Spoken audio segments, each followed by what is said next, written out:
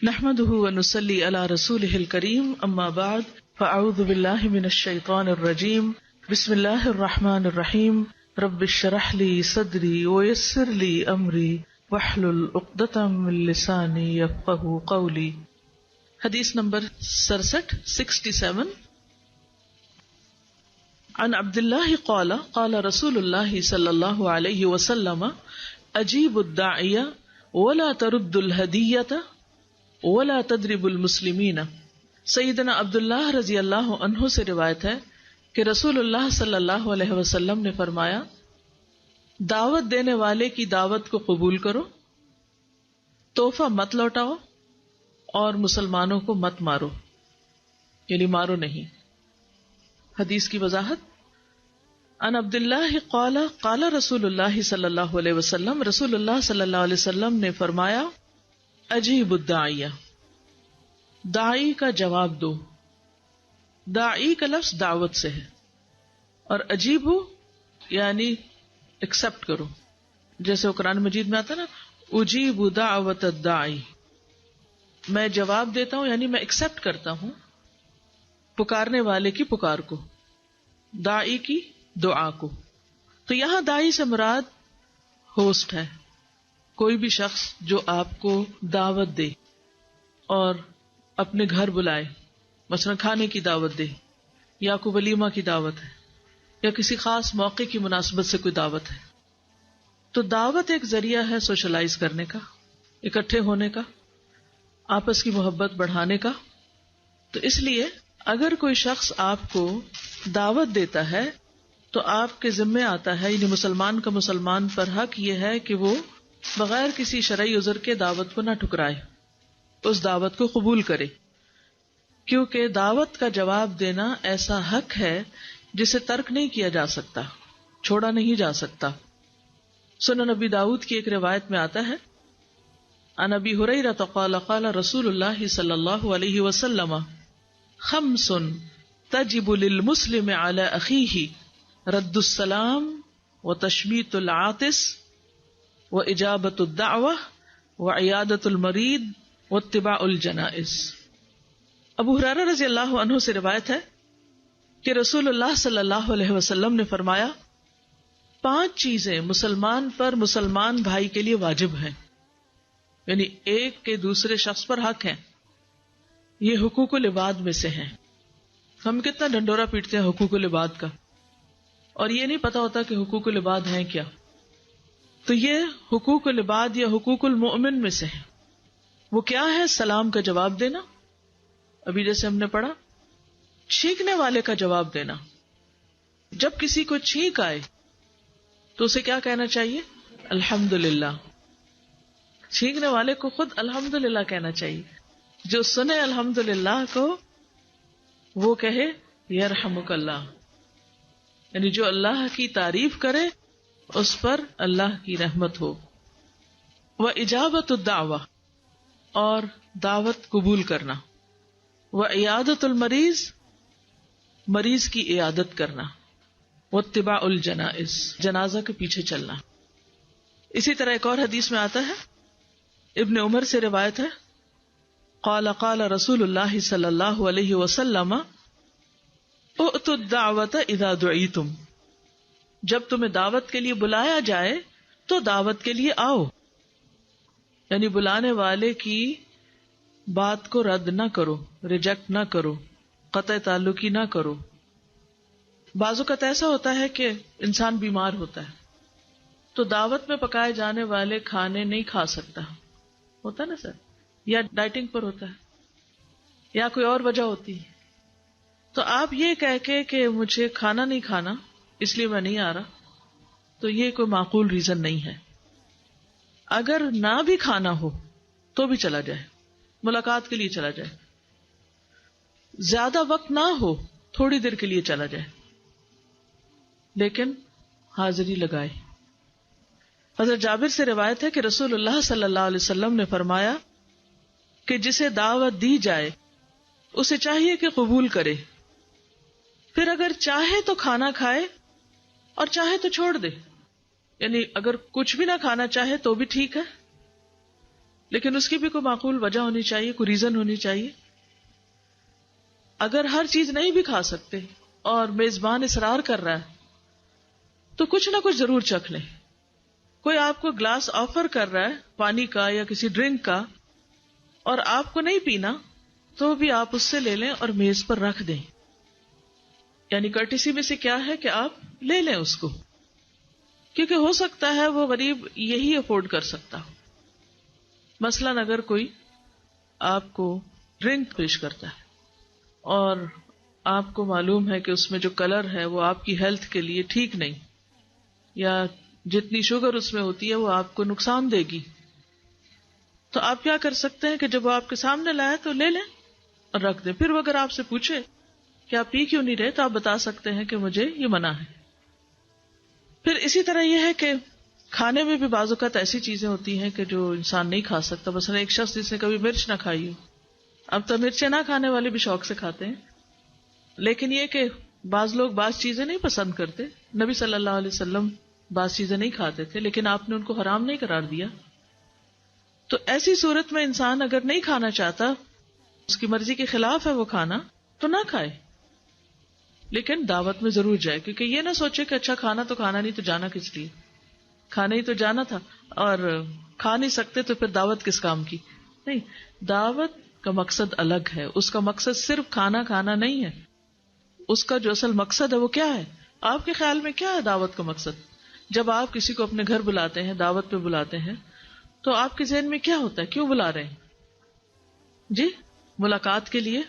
اور کیا ریزن ہوتی ہے آپ بتائیے. ہاں، اچھے تعلقات کے لیے اور محبت بڑھانے کے لیے. پیچھے جی ہاں، بعض اوقات تعلقات میں تھوڑی سی دوری آ جاتی ہے، رشتہ دار ایک دوسرے سے خفا خفا رہنے لگتے ہیں، کیونکہ بعض اوقات ریزن کچھ بھی نہیں ہوتی، ایسے شیطان وسوسے ڈالنے لگتا ہے. وہ تو تم سے ناراض ہوگا اسی لیے آج تک اس نے شکل نہیں دکھائی، یا کوئی وجہ ہوگی، حالانکہ کوئی وجہ نہیں ہوتی. تو ان وسوسوں کو اور ان چیزوں کو دور کرنے کے لیے بھی ایک اچھا موقع ہوتا ہے، تعلقات کی تجدید کے لیے. یعنی ایک طرح سے دوری آنے لگتی ہے. اور جب آپ دیکھتے ہیں کہ مثلاً آپ کا کوئی رشتہ دار یا دوست ایک عرصے دراز کے بعد آپ کے شہر میں ہے اور آپ کو معلوم ہوتا ہے، تو آپ عام طور پہ کیا کہتے ہیں؟ چائے پہ یا کھانے پہ یا ملاقات کے لیے بلا لیتے ہیں یا چلے جاتے ہیں. تو یہ ایک اسلامی اخلاق کا حصہ ہے. ٹھیک ہے. اور کیا وجہ ہوتی ہے؟ خیر خیریت، اور دوسرا یہ کہ ایک دوسرے سے بہت کچھ سیکھنے کا بھی موقع ملتا ہے، ایک دوسرے کو جاننے کا بھی. ابھی ریسنٹلی اتفاق یہ ہوا کہ میں ابو دھابی میں گئی ہوئی تھی، تو ایک پرانی دوست اور عزیزہ نے اصرار کیا کہ آپ میری طرف بھی آئیں. میں نے کہا کہ اچھا، کوشش کرتی ہوں، دیکھتی ہوں کیا ہوتا ہے. یعنی چونکہ انسان اکیلا نہیں ہوتا سفر پر، اور بھی لوگ ساتھ ہوتے ہیں، تو بعض اوقات آپ اپنی مرضی سے ڈیسیژن نہیں لیتے، سب کو ساتھ لے کے چلنا ہوتا. انہوں نے ایک اور اٹریکشن دی، آپ آئیں میں آپ کو کچھ ایکسرسائز سکھاؤں گی. تو میں نے کہا کہ یہ تو دعوت ضرور قبول کرنی چاہیے، کیونکہ ضروری نہیں ہوتا کہ کھانے کی دعوت پہ بلائے تو جائے. اگر کوئی کہتا ہے کہ آئیں ہمارے گھر میں ایک درس ہو رہا ہے مثلا، یا آئیں آپ کو کسی فلاں چیز سکھانے کے لیے کوئی آیا ہے، یا کوئی خاص چیز ہے جو آپ دوسروں کے ساتھ شیئر کرنا چاہتے ہیں. بھلے رمضان کا موقع ہے، روزہ ہے، سب کا آپ کو پتا ہے، لیکن رمضان میں کھانے کے علاوہ کئی اور چیزیں، روحانی کھانا بھی ہو سکتا ہے. تو بہرحال میں نے کہا چلی جاتی ہوں. آپ یقین کریں کہ انہوں نے اتنی اچھی اسٹریچز مجھے سکھائیں، اور اس دن سے میں کر بھی رہی ہوں اور مجھے اتنا فائدہ ہوا اس سے. تو اس سے میں آج بھی میں ان کو دعائیں دے رہی تھی بیٹھ کے. ہوتا ہے نا جب کسی سے فائدہ پہنچتا آپ کو، تو آپ اس کے احسان کا بدلہ بعض اوقات نہیں دے سکتے کسی مادی شکل میں، لیکن آپ دعا تو دے سکتے ہیں. کیونکہ جب کوئی کسی کے احسان پر جزاک اللہ خیرہ کہہ دیتا ہے تو وہ اس کا بدلہ اور زیادہ کر دیتا ہے اس کے ساتھ. تو ہم ایٹ لیسٹ کسی بھی محسن کے لیے دعا ضرور کر دیں. تو آپ کو نہیں معلوم کہ آپ کسی کی دعوت ایکسپٹ کریں تو آپ کو اللہ تعالیٰ وہاں سے کیا خیر پہنچائے، یا آپ کے ذریعے ان کو کیا خیر پہنچائے. اگر آپ اکیلے بیٹھے ہیں، دنیا سے آپ نے بے رغبتی کر لیا اور کسی غار میں جا کے چھپ گئے ہیں اور وہاں اللہ اللہ کر رہے ہیں، نہ آپ کسی کو کوئی فیض پہنچا رہے ہیں، نہ آپ کو کوئی فیض پہنچا رہا ہے، نہ آپ کسی سے محبت کرتے ہیں، نہ کوئی آپ سے محبت کرتا ہے، تو یہ کوئی دینی طریقہ نہیں ہے. ہمارے دین میں ایک طرف جہاں اللہ کے حقوق ہیں، وہاں دوسری طرف بندوں کے حقوق بھی ہیں. اور اگر کوئی خلوص دل کے ساتھ آپ کو دعوت دے رہا ہے اور آپ کو پتا ہے کہ وہ آپ کو کچھ دے نہیں سکتا، یا وہ اس سٹینڈرڈ کا نہیں کھاتا جو آپ کھاتے ہیں اپنے گھر میں، یا اللہ نے جو آپ کو دیا، یا اس کے بیٹھنے کی جگہ ویسی نہیں ہے جو اللہ نے آپ کو دی ہے تو بھی اپنے سے رتبے میں، مرتبے میں، مال و دولت میں یا کسی بھی اعتبار سے اگر کوئی کم ہے تو اس کی دعوت بھی قبول کرنی چاہیے. یہ اصل میں کیا ہے، ایک طرح سے یعنی ایک کنیکشن ظاہر کرتا ہے. پھر اسی لیے روزہ دار ہونے کے باوجود بھی دعوت قبول کرنی چاہیے. عبداللہ بن عمر کہتے ہیں کہ رسول اللہ صلی اللہ علیہ وسلم نے فرمایا دعوت کے لیے جب کوئی بلائے تو قبول کر لو. نافع کہتے ہیں کہ عبداللہ بن عمر شادی کی دعوت ہوتی یا شادی کے علاوہ کوئی دعوت ہوتی وہ اس میں روزہ دار ہونے کے باوجود چلے جاتے. بعض لوگ نفلی روزے رکھتے ہیں، ایک دن روزہ رکھتے ہیں ایک دن نہیں رکھتے، یا سوموار جمعرات کا رکھتے ہیں، یا مہینے میں 3 روزے رکھتے ہیں اور ان کا وہ معمول ہوتا ہے، وہ اس کو چھوڑنا نہیں چاہتے. اور اتنے میں کوئی بیچ میں ایسی دعوت آ جاتی ہے کہ جس کو بھی نہیں چھوڑا جا سکتا. تو ایسی صورت میں اگر آپ کی روزے کی روٹین ہے تو آپ بتا دیجئے کہ میں آ جاؤں گی لیکن میں روزے سے ہوں. حتیٰ کہ روزہ اگر نفلی ہے تو دعوت پر اس کو بھی وہاں افطار کیا جا سکتا ہے، دن کے وقت بھی، یہاں تک کی اجازت ہے. یعنی اگر آپ نفلی روزے سے اور کوئی آپ کو کہتا ہے کہ کھائیے اور وہ کھا رہا ہے تو آپ ساتھ شریک ہو جائیں. جی روزہ کھول سکتے ہیں اس وقت، نفلی روزہ، فرض نہیں. اچھی طرح سن لیجیے ورنہ مجھ پہ فتویٰ آ جائے گا کہ یہ اگر آپ نے فرض کی قضا رکھی ہوئی ہے تو بھی نہ توڑیں، ٹھیک ہے، لیکن نفلی روزہ روٹین کا روزہ جیسے آپ رکھتے ہیں. پھر اسی طرح جب دعوت کا اہتمام ہو تو اس میں ہر طبقے کے لوگ ہونے چاہیے. یعنی اگر مثلا خاندان کی دعوت ہے تو امیر غریب سب. اسی طرح آپ کی تعلق داری میں ہر طرح کے لوگ ہیں، کوئی بڑے مرتبے والے ہیں، کوئی آپ کی برابری کے لوگ ہیں، کوئی آپ سے کم تر درجے کے ہیں، تو ان سب کو بلایا جا سکتا ہے. ابو ہریرہ کہتے ہیں جس ولیمہ میں امراء کی دعوت ہو اور غرباء نہ بلائے جائیں وہ کھانا سب سے زیادہ برا کھانا ہے. یعنی جس میں صرف اور صرف امیر لوگوں کو دعوت دی جائے. پھر دعوت قبول نہ کرنا، ریجیکٹ کر دینا اللہ اور اس کے رسول کی نافرمانی. ابو ہریرہ کہتے ہیں کہ جو شخص دعوت چھوڑ دے یعنی قبول نہ کرے گویا اس نے اللہ اور اس کے رسول کی نافرمانی کی. لیکن کون سی دعوت چھوڑی جا سکتی؟ کس دعوت میں انسان نہ جائے تو کوئی بات نہیں، یا نہیں جانا چاہیے. ابن عمر نے ایک مرتبہ ابو ایوب رضی اللہ عنہ کی دعوت کی. ابن عمر کون ہے؟ کس کے بیٹے؟ عمر رضی اللہ تعالیٰ عنہ کے عبداللہ بن عمر. تو انہوں نے ابو ایوب کی دعوت کی. ابو ایوب کون تھے؟ جن کے گھر میں حضور صلی اللہ علیہ وسلم نے قیام فرمایا تھا مدینہ میں جب آپ ہجرت کر کے گئے تھے. ابو ایوب انصاری جن کو کہتے ہیں. ان کے گھر گئے. ان کے گھر میں، کن کے گھر میں؟ ابن عمر کے گھر میں دیوار پر پردہ پڑا ہوا دیکھا. تو ابن عمر نے تھوڑی ایکسکیوزز پیش کی کہ ہمیں عورتوں نے مجبور کر دیا ہے. تو ابو ایوب کہتے ہیں کہ اور لوگوں کے متعلق تو مجھے اس کا خطرہ تھا لیکن تمہارے بارے میں مجھے خیال نہیں تھا کہ تم بھی یہ کرو گے. واللہ میں تمہارے یہاں کھانا نہیں کھاؤں گا. اب یہ نہیں ملتا کہ اس پردے پہ کیا تھا. obviously کوئی ایسی چیز ہوگی کہ جو شریعت کے خلاف ہوگی، ورنہ خالی پردہ لٹکانے میں تو ممانعت نہیں ہے. پردے کے کئی مقاصد ہوتے ہیں. تو انہوں نے کہا کہ میں تمہارے یہاں کھانا نہیں کھاؤں گا. یعنی کہ لوگوں کے درجے ہوتے ہیں نا، یہاں یہ بات غور سے سنیے. لوگوں کے درجے ہوتے ہیں علم کے اعتبار سے، مال کے اعتبار سے، تقوی کے اعتبار سے، دینداری کے اعتبار سے، دینی رہنمائی کے اعتبار سے. ایک عام سیدھا سادہ مسلمان دیندار ہے، اس کی بات کچھ اور ہے، اس کو اتنی دین کی سمجھ نہیں ہے، اس کا معاملہ کچھ اور ہے، اس سے آپ اور طرح ڈیل کریں گے. لیکن ایک شخص جس کو اچھی طرح دین کی سمجھ ہے، اس سے آپ کی ایکسپیکٹیشن کچھ اور ہوگی، اس سے آپ اور طرح ڈیل کریں گے. تو جب ابو ایوب نے دیکھا کہ ابن عمر نے ایسا کیا ہے تو ابن عمر کا مقام بہت بڑا تھا. خود حضرت عمر کے بیٹے ہونے کے علاوہ عبداللہ بن عمر جو ہیں، حدیث کی روایت آپ دیکھیے، اور ایک خاص ان کا مقام ہے علم کی دنیا میں، تقوی میں، زہد میں، عبادت میں. تو ان سے یہ ایکسپیکٹ نہیں کیا جا سکتا تھا کہ ان کے گھر میں ایسی کوئی چیز ہو. تو اس پر انہوں نے ان سے بائیکاٹ کیا، ناراضگی کی، اور جا کر واپس آ گئے. پھر اسی طرح عمر رضی اللہ تعالیٰ عنہ کے آزاد کردہ غلام اسلم تھے. وہ کہتے ہیں کہ حضرت عمر جب شام گئے، کب گئے تھے؟ جب بیت المقدس فتح ہوا تھا. تو عیسائیوں کے ایک آدمی نے، اس وقت آپ کے ہاتھ میں کنجیاں دی گئی تھی نا بیت المقدس کی، تو ان کے ایک آدمی نے آپ کے لیے دعوت کا اہتمام کیا. کہا کہ میں چاہتا ہوں کہ آپ اور آپ کے ساتھی ہمارے پاس آئیں اور ہماری عزت افزائی کریں. اچھا، یہ جو دعوت قبول کرنا ہے یہ دراصل دوسرے کی عزت افزائی کرنا ہے. تو یہاں پر وہ ریزن بھی بتاتا ہے، اور یہ عیسائیوں کے بڑے لوگوں میں سے تھا. تو حضرت عمر نے فرمایا کہ تمہارے گرجوں میں لگی ہوئی تصویروں کی وجہ سے ہم ان میں داخل نہیں ہوں گے. ہو سکتا ہے اس نے دعوت جو ہے وہ چرچ کے اندر کی ہو اور اس کے اندر ایسی تصاویر تھی. اب حضرت عمر وہاں نہیں گئے. اس کا یہ مطلب نہیں کہ کوئی اور بھی کسی چرچ میں قدم نہیں رکھ سکتا یا جا کے دیکھ نہیں سکتا یا کسی سے بات نہیں کر سکتا یا کسی ایسی جگہ پر انٹر نہیں ہو سکتا. یہاں کس چیز کا فرق ہے؟ حضرت عمر کے مقام مرتبے کا، کیونکہ وہ مسلمانوں کے خلیفہ ہیں، فاتح بھی ہیں، مسلمانوں کے امیر بھی ہیں، اور حضرت عمر کا اپنا ایک مزاج بھی ہے. تو لوگ آنکھیں بند کر کے حضرت عمر کے پیچھے چلنے والے ہیں. اب اگر حضرت عمر ایسی جگہ پر داخل ہوتے ہیں تو اس کا مطلب کیا ہے کہ باقی سارے عوام وہی کچھ کرنے لگیں گے، کیونکہ لیڈرز کے اوپر ایک بہت بڑی ذمہ داری عائد ہوتی ہے. جو کچھ وہ کرتے ہیں ان کے فالوورز وہی کرنے لگتے ہیں. تو اس لیے انہوں نے اس لیول پر اس دعوت کو ریفیوز کر دیا اور اس کی ریزن بھی بتا دی کہ میں اس وجہ سے نہیں آؤں گا. تو جب آپ کسی کی دعوت پر نہ جائیں تو بھی وجہ بتا دیں، جا کر واپس آ جائیں تو بھی وجہ بتا دیں، اور وہ وجہ واقعی کوئی معقول وجہ ہونی چاہیے.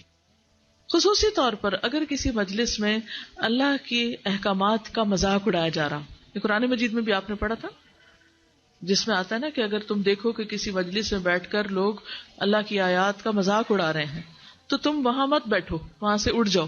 پھر دیکھو کہ اگر وہی لوگ کسی اور بات میں لگ گئے، مذاق اڑانا چھوڑ دیا انہوں نے، تو پھر وہاں بیٹھ سکتے ہو. یعنی مراد یہ ہے کہ لوگوں سے بائیکاٹ نہیں کرنا. کس چیز سے بائیکاٹ کرنا ہے؟ غلط کام سے. ٹھیک ہے. پھر اسی طرح ابو مسعود کہتے ہیں کہ ایک آدمی نے ان کے لیے کھانا تیار کیا اور ان کو دعوت دی. تو انہوں نے پہلے پوچھا کہ کیا تمہارے گھر میں کوئی تصویر تو نہیں لٹکی ہوئی؟ تو انہوں نے کہا کہ ہاں. تو انہوں نے کہا کہ میں معذرت خواہ ہوں، میں ایسی جگہ نہیں جا سکتا. تو انہوں نے وہ ہٹا دی. تو پھر اس کے بعد ابو مسعود نے دعوت قبول کر لی. پھر اسی طرح جس دسترخوان پر حرام چیز ہو جیسے شراب ہو تو اس پر بھی نہیں بیٹھنا چاہیے یا وہ دعوت بھی قبول نہیں کرنی چاہیے. جابر بن عبداللہ کہتے ہیں کہ رسول اللہ صلی اللہ علیہ وسلم نے فرمایا، جو شخص اللہ اور یوم آخرت پر ایمان رکھتا ہے وہ ایسے دسترخوان پر نہ بیٹھے جس میں شراب پی جا رہی ہو. کیوں منع کیا گیا اس سے؟ کیوں منع کیا گیا؟ حرام کے قریب نہیں جانا چاہیے، کیونکہ جب انسان قریب جانے لگتا ہے تو پھر اس میں مبتلا بھی ہو جاتا ہے. جی آپ فرمائیے. میرا ایک کوشچن ہے، وہ جو دعوت کے لیے تھا کہ ہے نا کن دعوتوں میں ہمیں نہیں جانا چاہیے جہاں پر علم سر ہوتی ہے، اور دوسرا یہ تھا کہ جہاں پر اللہ کی آیتوں کا انکار ہو. تو تھوڑا سا مجھے ایکسپلینیشن تھوڑا سا چاہیے تھا اس کا کہ اس زمانے میں اللہ کی آیات کا مذاق اڑایا جا رہا. آپ دیکھیں کہ ہمارے ہاں آج کل ایک فیشن بن چکا ہے انٹلیکچوئل گفتگو کا، اور بعض اوقات بہت ہائیلی لرنڈ اور کوالیفائڈ پیپل جو دنیا کے امور میں بہت سمجھ رکھتے ہیں وہ دین کے بارے میں بھی اپنی رائے کا اظہار کرنے لگتے ہیں، حالانکہ وہ ان کا فیلڈ نہیں ہوتا. کچھ چیزیں ان کو سمجھ ہی نہیں آئی ہوتی کہ ان کا بیک گراؤنڈ کیا ہے. نہ انہوں نے تھورلی قرآن مجید پڑھا ہوتا ہے، نہ ہی کوئی حدیث پڑھی ہوتی ہے، نہ کسی سے اس کا مفہوم سمجھا ہوتا ہے، لیکن وہ کیا کرتے ہیں کہ اس کا مذاق اڑانے لگتے ہیں. تو اس میں آپ دیکھیے کہ بعض اوقات تقدیر کے بارے میں بات کرنا شروع کر دیتے ہیں، حالانکہ منع کیا گیا اس سے، ایک حد سے زیادہ آپ اس کو گفتگو نہیں کر سکتے. اسی طرح بعض اوقات اسلام میں جو 4 شادیاں ہیں اور قرآن کی ان آیات کا مذاق اڑایا جانے لگتا ہے، اور پھر ایک چٹکلا چھوڑتا ہے، دوسرا دوسری بات کرتا ہے، تیسرا تیسری کرتا ہے. اب جب آپ واضح طور پر صریحاً کسی مجلس میں دیکھتے ہیں کہ لوگ اللہ کی آیات کا مذاق اڑا رہے ہیں، اللہ کی باتوں کا اور دین کا یا دین کے شاعر کا، تو اس مجلس میں حصہ نہیں لینا چاہیے، وہاں سے اٹھ جانا چاہیے. یعنی ایک طرح سے اس مجلس کا بائیک آؤٹ کرنا چاہیے. ہاں اگر وہ اس ٹاپک کو چھوڑ کر کوئی اور ٹاپک شروع کر دیتے ہیں تو پھر آپ دوبارہ ان سے گفتگو کر سکتے ہیں، کیونکہ بعض اوقات ایسا ہوتا ہے نا ایک بحث چل رہی ہوتی ہے تو آپ اس کو روک نہیں سکتے، اور آپ کی آواز وہاں کارخانے میں طوطی کی آواز کی طرح اتنے سارے لوگ ایک ہی چیز پہ لگے ہوئے ہیں، تو آپ اگر کچھ کہیں بھی تو وہ آپ کی بات سننے کو بھی تیار نہیں ہوگی، بلکہ آپ کے ری ایکشن سے ہو سکتا ہے وہ اس سے بھی بڑی کوئی گالی دے دیں دین کو یا دین والوں کو یا خدا رسول کو، تو پھر آپ ذریعہ بن جائیں گے اس چیز کا مذاق اڑانے میں. اس لیے ایسی جگہوں پر بھی نہیں جانا چاہیے. بعض اوقات ایسی کانفرنسز، ایسی ڈسکشن علم کے نام پر اور اسکلز کے نام پر، تو ان سب چیزوں سے پرہیز کرنا ضروری ہے. تو یہ تھی دعوت سے متعلق چیزیں. حدیث کا دوسرا حصہ ہے ولا ترد الہدیہ. اچھا، ہم لوگ ہدیہ کہتے ہیں اردو میں، لیکن عربی پروننسیشن ہدیہ ہے. ٹھیک ہے، تو اس لیے جب سنائے عربی حدیث تو پھر آپ اس کو صحیح پروناؤنس کیجیے گا.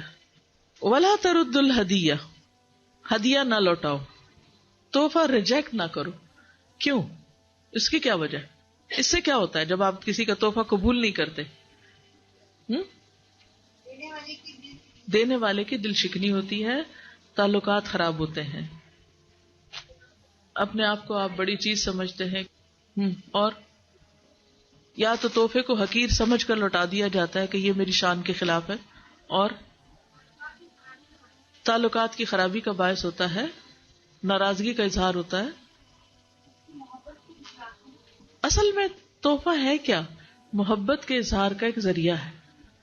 تو جب تحفہ ٹکرا دیا تو اس کا کیا مطلب ہے؟ کہ محبت ٹکرا دی.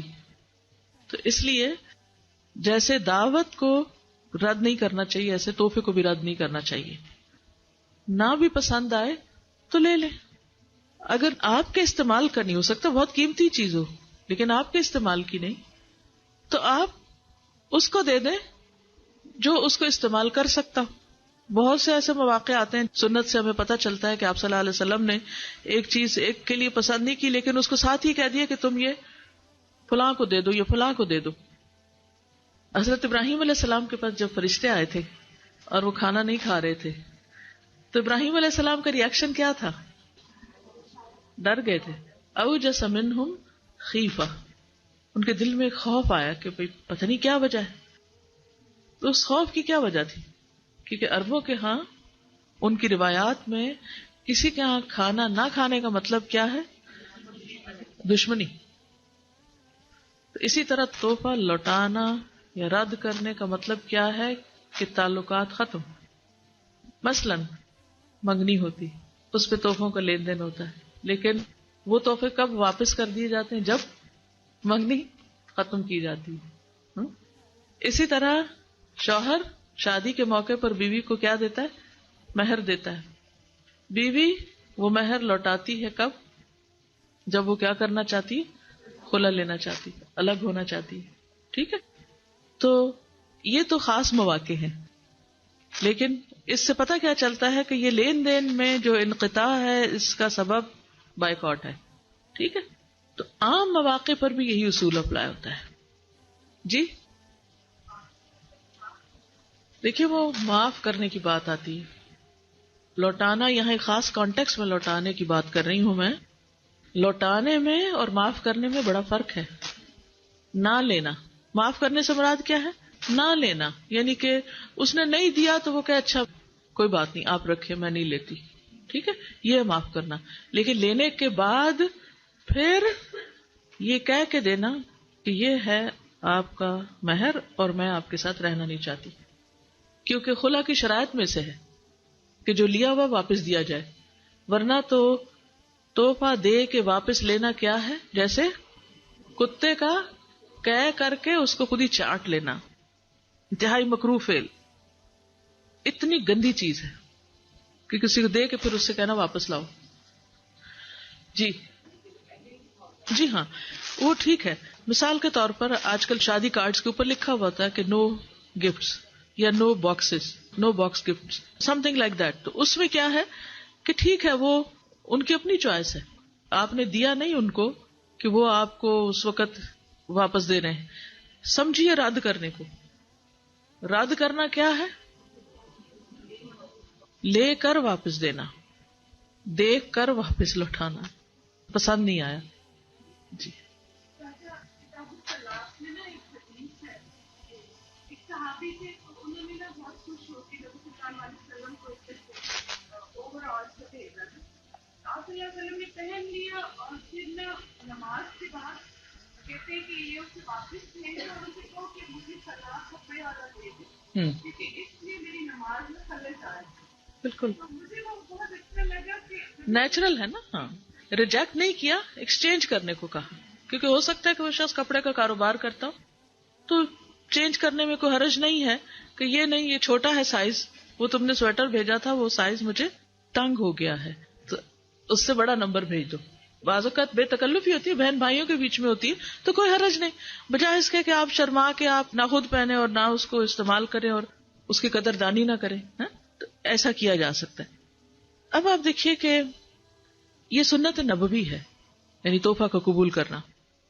نبی صلی اللہ علیہ وسلم کے بارے میں آتا ہے، سنن نبی داؤد کی روایت ہے کہ آپ ہدیہ قبول بھی کر لیتے تھے اور بدلے میں دیتے بھی تھے، اس کا عوض بھی دیتے تھے. کان یقبل الہدیۃ ویثیب علیہا، کیونکہ تحفوں کا تبادلہ جو ہے وہ محبت کو بڑھاتا ہے. تہادو تحابو. اب یہ ہوتا ہے کہ جیسے مثلا یہ جو بھی بات ہوئی تھی نا کہ شادی میں پہلے سے کہہ دیتے ہیں کہ نہیں باکس گفٹ نہیں لائیں، اس کی کئی ایک وجوہات ہو سکتی ہیں.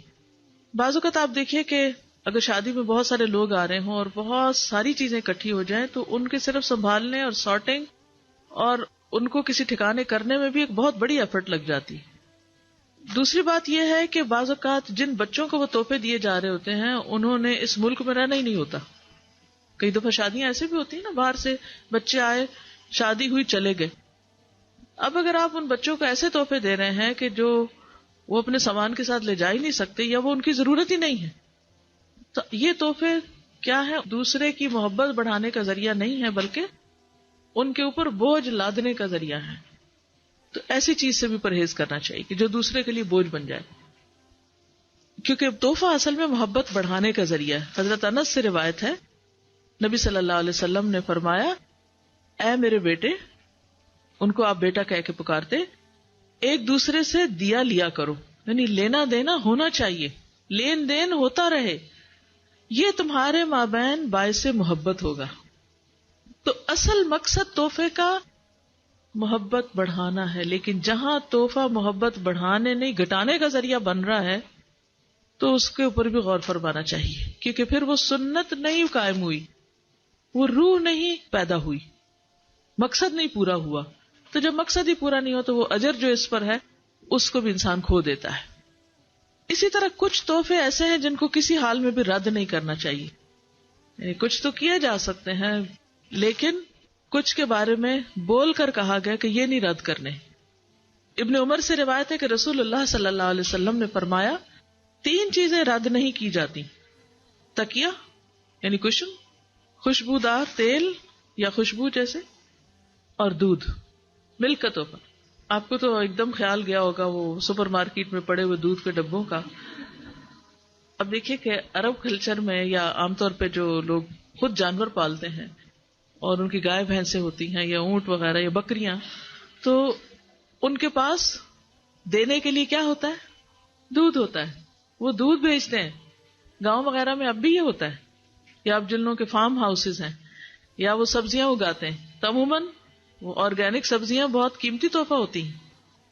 تو یہاں بھی کیا بتایا جا رہا ہے کہ ایسی چیزیں جو ہر ایک کے استعمال کی ہیں ان کو مت لوٹاؤ، لیکن کچھ تحفے قبول نہیں کرنے چاہیے.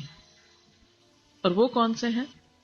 ابو امامہ سے روایت ہے کہ نبی صلی اللہ علیہ وسلم نے فرمایا، جس شخص نے اپنے کسی مسلمان بھائی کی سفارش کی اور پھر وہ اس سے صلے میں کوئی ہدیہ بھیجے اور وہ یہ قبول کر لے تو پس وہ سود کے ایک بڑے دروازے میں داخل ہو گیا. یعنی آپ نے کسی کا کام کروایا، سفارش کی، کیونکہ اچھی سفارش جو ہے وہ بھی ایک صدقہ ہے، ایک نیکی کا کام ہے. نبی صلی اللہ علیہ وسلم نے فرمایا نا، سفارش کیا کرو تو اجر پاؤ گے.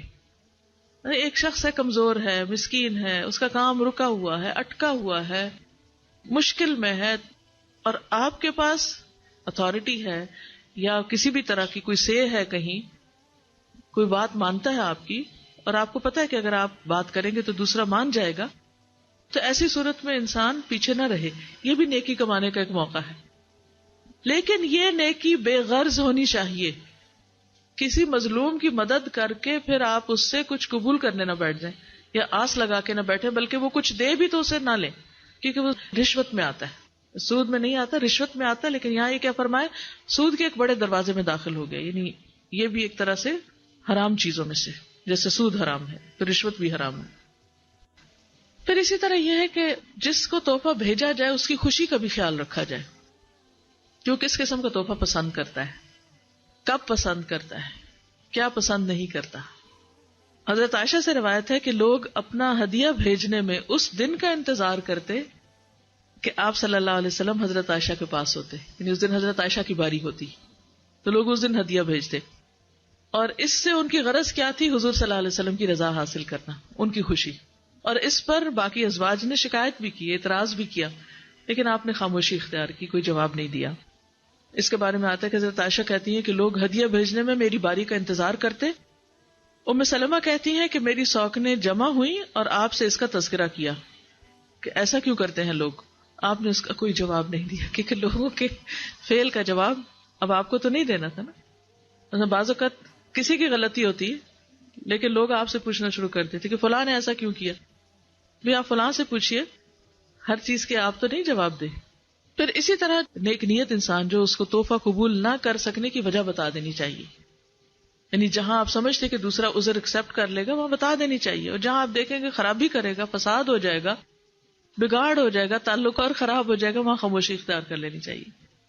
صعب بن جثامہ لیسی جو نبی صلی اللہ علیہ وسلم کے صحابی تھے، وہ روایت کرتے ہیں کہ انہوں نے رسول اللہ صلی اللہ علیہ وسلم کو ایک گور خر تحفہ بھیجا، نیل گائے جیسے ہوتی۔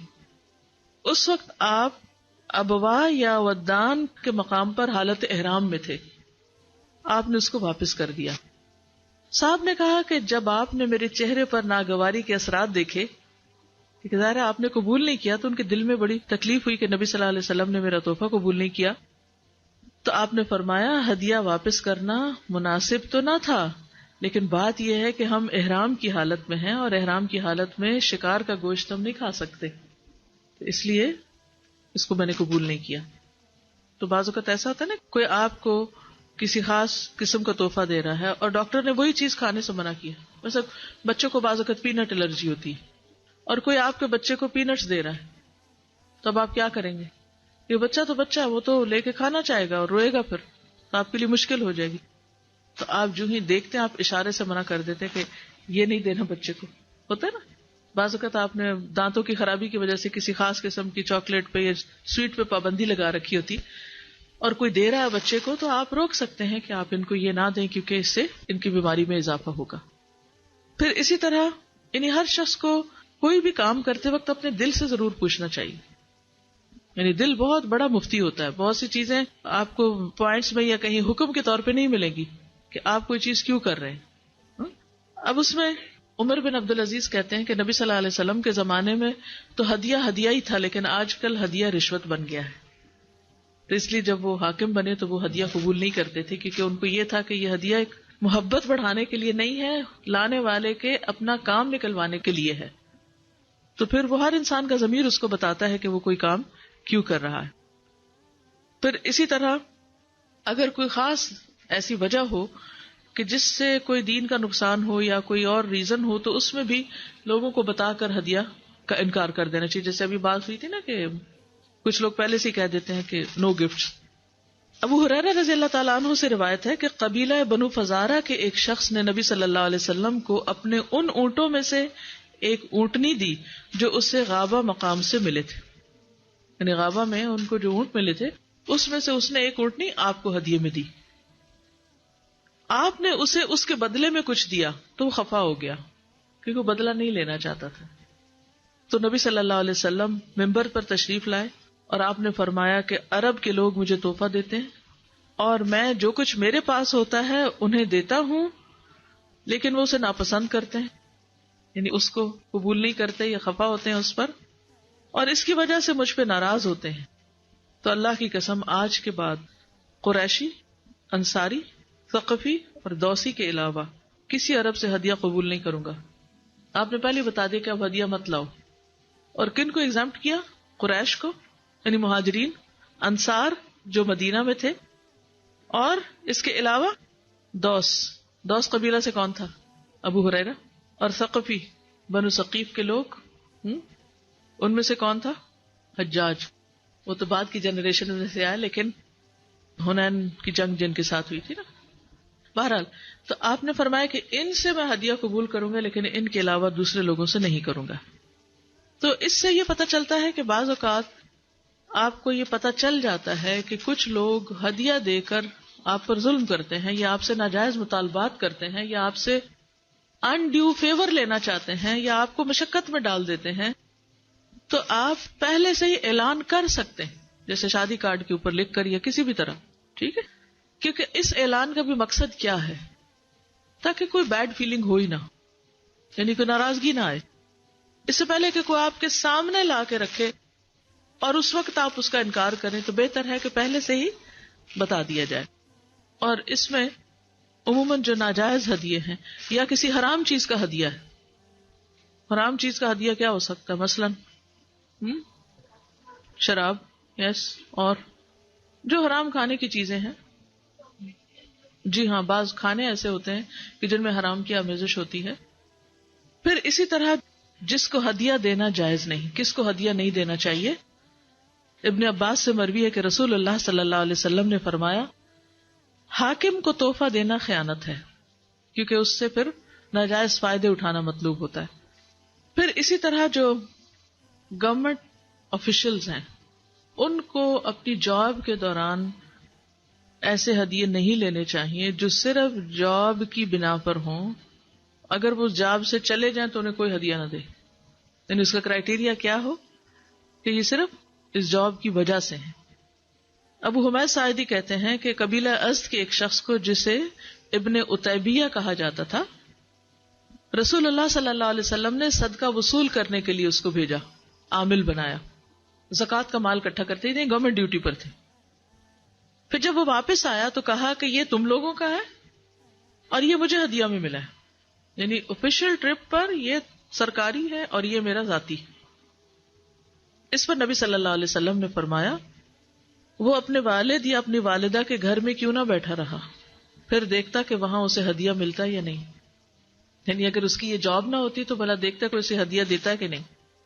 اس ذات کی قسم جس کے ہاتھ میں میری جان ہے، اس مال زکوٰۃ میں سے اگر کوئی شخص کچھ بھی ناجائز لے گا، یعنی گورنمنٹ فنڈ میں خرد برد کرے گا، تو قیامت کے دن اسے وہ اپنی گردن پر اٹھائے ہوئے ہوگا. اگر اونٹ ہے تو وہ اپنی آواز نکالتا ہوا آئے گا، گائے ہے تو وہ اپنی آواز نکالتی ہوئی آئے گی، بکری ہے تو ممیاتی ہوئی آئے گی، اور وہ بول رہی ہوگی کہ میں خیانت کا مال ہوں. پھر آپ نے اپنے ہاتھ اٹھائے یہاں تک کہ ہم نے آپ کے بغل مبارک کی سفیدی دیکھ لی، یعنی بہت اونچے اٹھائے، اور فرمایا اے اللہ کیا میں نے تیرا حکم پہنچا دیا، یعنی بات آگے پہنچا دی. اے اللہ کیا میں نے تیرا حکم پہنچا دیا. آپ نے 3 بار یہی الفاظ دہرائے کہ میں نے لوگوں کو بتا دیا ہے کہ کیا جائز اور کیا ناجائز. ایسا نہ ہو کہ یہ کسی غلط فہمی میں قیامت کے دن مشکل میں پڑ جائیں. اور یہ بات کس کو فرما رہے ہیں آپ؟ نان مسلمز کو نہیں، مسلمز کو، اپنے ساتھیوں کو. جی ہاں، یہ بہت اچھا انہوں نے سوال کیا ہے کہ اگر آپ نے کسی کو لون دیا ہوا ہے، قرضہ دیا ہے، تو اس کا ہدیہ بھی آپ قبول نہیں کر سکتے، وہ سود شمار ہوگا. جی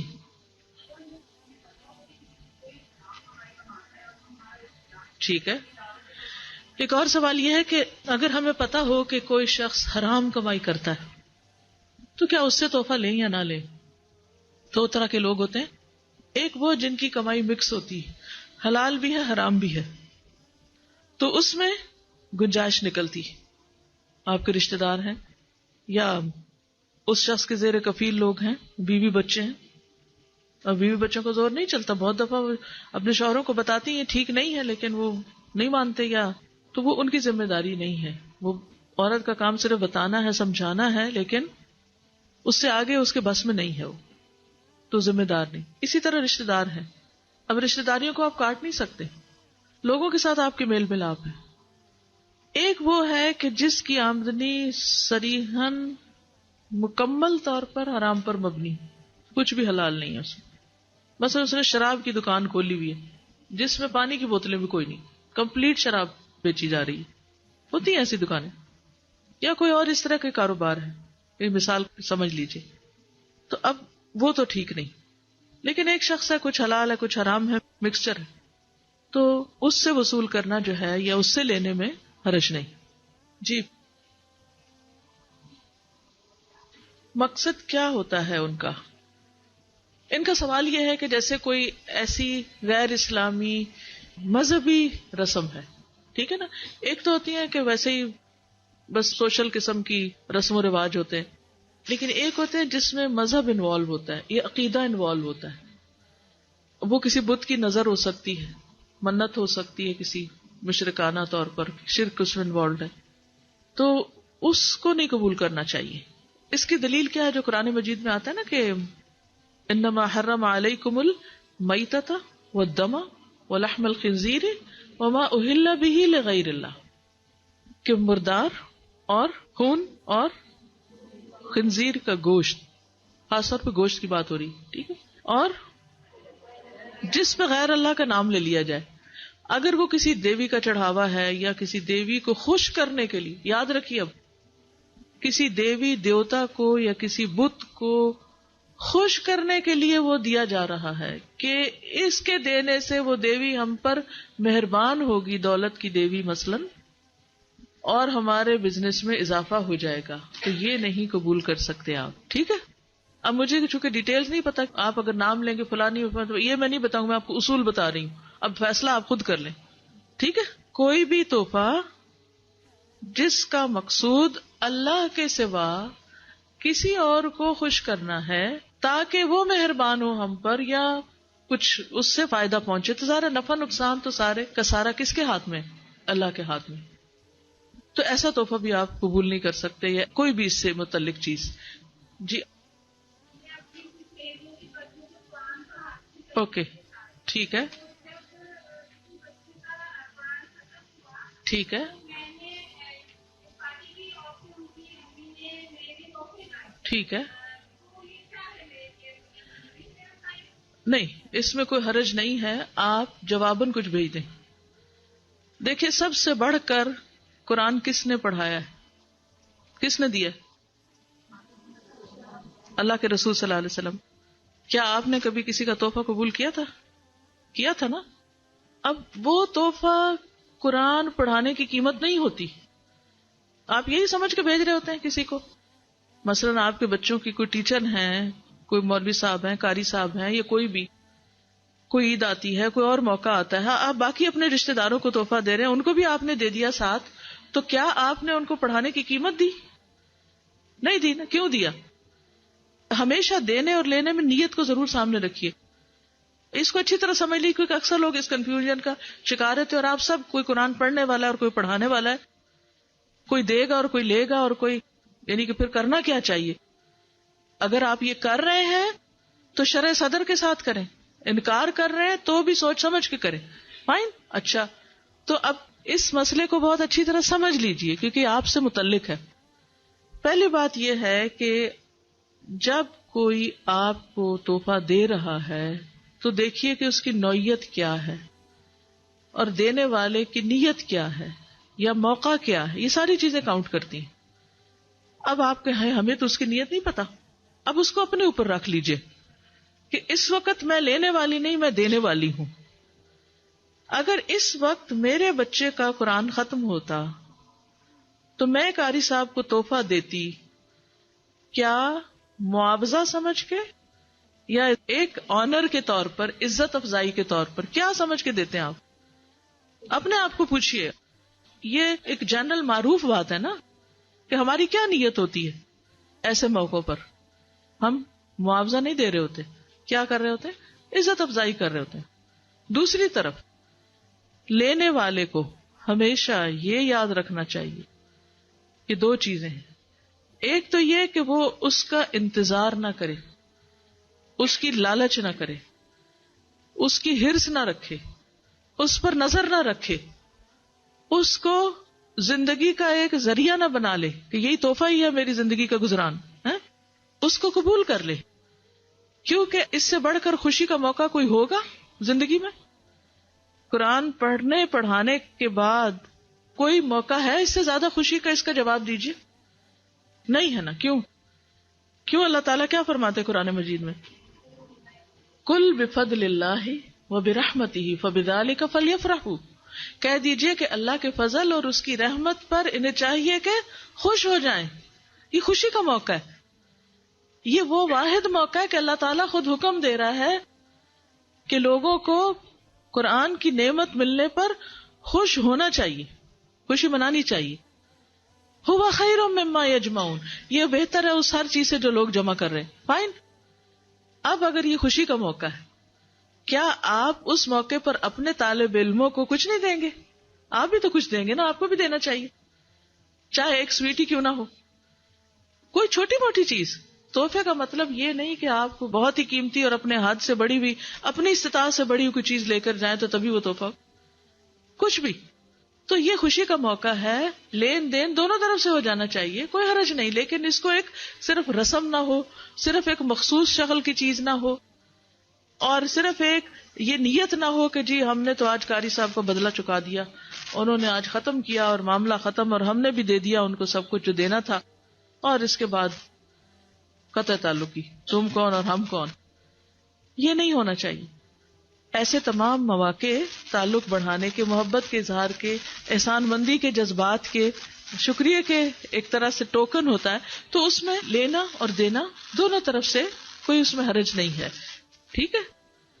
جس چیز سے منع کیا گیا ہے قرآن کی اجرت جو ناپسندیدہ ہے، وہ کیا ہے کہ انسان اس پر طے کرے، جی میں یہ آپ کو پڑھاؤں گا جب آپ مجھے اتنے پیسے دیں گے. یہ ٹھیک نہیں. اگر کوئی خوشی سے آپ کو، یعنی آپ ان کی ہیلپ کر رہے ہیں، وہ آپ کی کسی طرح ہیلپ کر رہے ہیں، اور وہ ایک یہ نہیں کہ وہ لگا بندہ ترازو میں تول کے معاوضہ ہے، معاوضے کے طور پہ نہیں، ویسے ہی اظہار تشکر کے طور پر، یعنی کہ تھینک یو کے ٹوکن کے طور پر کوئی حرج نہیں ہے اس میں. ٹھیک ہے جی.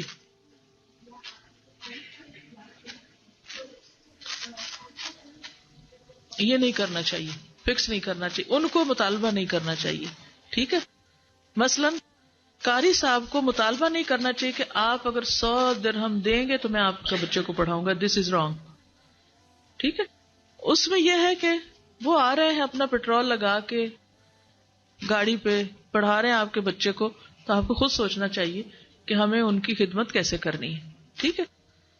اب آپ ایک اور بات کر رہی ہیں کہ بعض یونیورسٹیز اسلامک سٹڈیز کے کورسز آفر کرتی ہیں، اور جتنا بڑا کورس ہوتا ہے اس کے حساب سے چارج بھی کرتی ہیں. یا کوئی دینی ادارہ ہے، وہ کچھ چارجز اپنے پورے کرنے کے لیے چارج رکھ لیتا ہے. ہو سکتا ہے یہاں بھی آپ لوگ کچھ دیتے دلاتے ہو، مجھے نہیں معلوم، یا نہ بھی دیتے ہو. تو اس صورت میں وہ کسی انسان کی جیب میں نہیں جا رہا. یہ یاد رکھیے، آپ کسی پرسن کو معاوضہ نہیں دے رہے. وہ دراصل کیا ہے کہ آپ ایک فیسلٹی جو استعمال کر رہے ہیں، مثلاً آپ یونیورسٹی میں گئے ہیں، آپ کمرے میں بیٹھے ہیں، وہاں بجلی چل رہی ہے، وہاں اے سی لگا ہوا ہے، وہاں کرسیاں رکھی ہوئی ہیں، وہاں کی صفائی ہوتی ہے، وہاں کی ایڈمنسٹریشن ہے، اس کے چارجز ہیں، ان کے خرچے ہیں. اب کیا ہے، یہ پیسہ کہاں سے آئے؟ 2-3 طریقے ہو سکتے. ایک یہ ہے کہ کوئی اس کو فلی اسپانسر کر دے، کوئی صاحب حیثیت پورے کا پورا اس کا خرچہ اٹھا لے کہ بھی یہ مرکز جو چلے گا اس میں جو بھی خرچہ آئے گا وہ سارا میرے ذمہ. تو اب کیا ہے، آنے والے کچھ بھی نہ دیں، بہت اچھا ہے، سارا ثواب اس کو جا رہا ہے جس نے صدقہ جاریہ کا یہ کام کیا. کئی لوگ پہلے زمانے میں کرتے تھے اس طرح بھی، مسلم کلچر کا حصہ رہا ہے. سرائے خانے اور راستوں میں مسافروں کے لیے خاص طور پر جو رہنے وغیرہ کا انتظام ہوتا وہ بھی بالکل فری آف کاسٹ ہوتا تھا. مجھے سیریا، ٹرکی وغیرہ میں ایسی جگہ دیکھنے کا اتفاق ہوا کہ وہ جو بزنس مین وغیرہ بھی ہوتے تھے ان کے بھی ایک خاص ایریا بنے ہوتے تھے، اس کو پتہ نہیں خوان یا پتہ نہیں کچھ خانیج یا کوئی ایسی کوئی ایریا کہتے تھے، کہ جس میں وہ سارے آ کے وہاں پر رہتے تھے جتنے دن، پھر لین دین ایکسچینج ہوتا بزنس کا، پھر چلے جاتے. تو وہ ایسی عمارتیں ہوتی تھی کہ جس میں لوگ مسافر خانے میں ٹھہرتے تھے، تو مفت ہوتی تھی. رباط نام کی جگہ ہوتی تھی جہاں عام طور پر طالب علم یا جو مذہبی قسم کے لوگ ہوتے تھے وہ رکتے تھے اور ایک دوسرے سے پڑھتے پڑھاتے بھی تھے، یعنی اس سے ایک دوسرے سے استفادہ کرتے تھے. میٹنگ پوائنٹس ہوتے تھے وہ جگہ. اسی طرح مدارس تھے. اب اس میں صرف مرد حضرات نہیں، خواتین کے بڑے بڑے کردار ہیں. پہلی یونیورسٹی جو بنی، جیسے زیتونہ یونیورسٹی ہے جو ٹیونس میں شاید بنی، وہ خاتون نے بنوائی تھی، سارا پیسہ اس نے خود لگایا اور اسی کے نام پر وہ آج تک وہ قائم ہے. تو بہرحال اس خاتون نے اس کا پورا ذمہ لیا ہوا تھا اور وہ اسی کے نام پہ مشہور ہو گئی اور اب تک وہ چل رہی ہے. بعض لوگ ایسی اخلاص نیت سے کام کرتے کہ صدیوں وہ چیزیں چلتی. لیکن آہستہ آہستہ جب لوگوں کی دین سے محبت کم ہوئی، دنیا داری زیادہ ہوئی، دینی اقدار کمزور ہوئی، تو پھر مساجد کو، مدارس کو سپانسر کرنے والے لوگ یا ان کا پورا پورا ذمہ لینے والے نہ ہونے کے برابر رہ گئے. پھر مجبوراً ایسے طریقے انہیں اختیار کرنے پڑے کہ جو آنے والے طالب علم ہیں وہ کم از کم ڈے ٹو ڈے جو چارجز ہیں ان کے میٹ کرنے میں مدد دے تاکہ یہ کام چلتا رہے. تو اگر ان چارجز کو ایک جگہ ایک بیت المال میں اکٹھا کر لیا جاتا ہے اور پھر اس سے سارے خرچے پورے کیے جاتے ہیں تو اس میں کوئی حرج نہیں ہے. پھر بھی اگر کوئی غریب طالب علم ہے، کوئی افورڈ نہیں کر سکتا، تو سارے آنے والے تو غریب نہیں ہوتے، تو وہ کیا کر سکتے ہیں کہ جو ان میں سے افورڈ کر سکتے ہیں وہ اپنا خرچہ بھی نکالیں اور غریب طالب علموں کا اور اس سے زیادہ بھی جو باقی اخراجات ہیں طالب علموں کی اس سے بھی بڑھ کے. میں آج بھی ایسے مدارس کو جانتی ہوں کہ جن میں کورس کی کتابیں اب تک لوگ پوری کی پوری اسپانسر کر دیتے ہیں، وہ کورس کی کتابوں کے بھی پیسے نہیں لیتے، کسی چیز کا کوئی چارج نہیں کرتے. لیکن کب ایسا ہوتا ہے؟ جب ان کی سرپرستی کچھ ایسے لوگ کر رہے ہوتے ہیں کہ جن کو یہ پتا ہے کہ علم کے لیے خرچ کرنا صدقہ جاریہ میں سے. لیکن ایسی جگہ بھی ہے کہ جہاں افورڈ کرنے کے باوجود بھی لوگ ہزاروں ڈالر کی خریداری کر لیں گے، لیکن جب دین کا معاملہ آگے $1 کا اگر انہیں کہنا کہ یہ اسٹیکر لے لیں تو وہ اس پہ بھی نہیں خرچ کریں گے. وہ کہیں گے کہ دین کی چیز تو مفت ملنی چاہیے. یہ ذہنیت بھی ہے.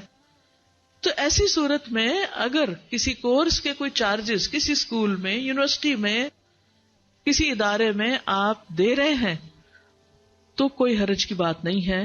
وہ ہدیہ نہیں ہے آپ کا، وہ دراصل کیا ہے، اپنا ہی خرچ اٹھانا ہے. ٹھیک ہے، اور اس میں کوئی ممانعت نہیں ہے. جی جی اپنی حیثیت کے مطابق دیجیے. دیکھیے قرآن مجید کا حکم کیا ہے، اذا حییتم بتحیۃ فحیوا باحسن منها او ردوها. جب تمہیں کوئی تحفہ دے تو تم بھی اس سے بہتر دو یا اتنا لوٹا دو. اب آپ دیکھیے کہ یہ تو قرآن کہتا ہے کہ اس سے بہتر دو. کیوں؟ تاکہ محبت بڑھے. لیکن اگر آپ کی حیثیت نہیں بہتر دینے کی تو اتنا دے دو، اور اگر آپ کی حیثیت نہیں اتنا بھی دینے کی کیونکہ اس نے جو دیا تھا وہ تو آپ سے خرچ ہو گیا، اب آپ کے پاس کچھ نہیں ہے. اب دو صورتیں، ایک تو یہ کہ آپ اس سے تھوڑا کم دے دیں، اور دوسرا یہ ہے کہ آپ قرضہ اٹھائیں اور پھر دیں. تو اس موقع پر اب آپ کو قرضہ اٹھانے کی ضرورت نہیں ہے، جو میسر ہے.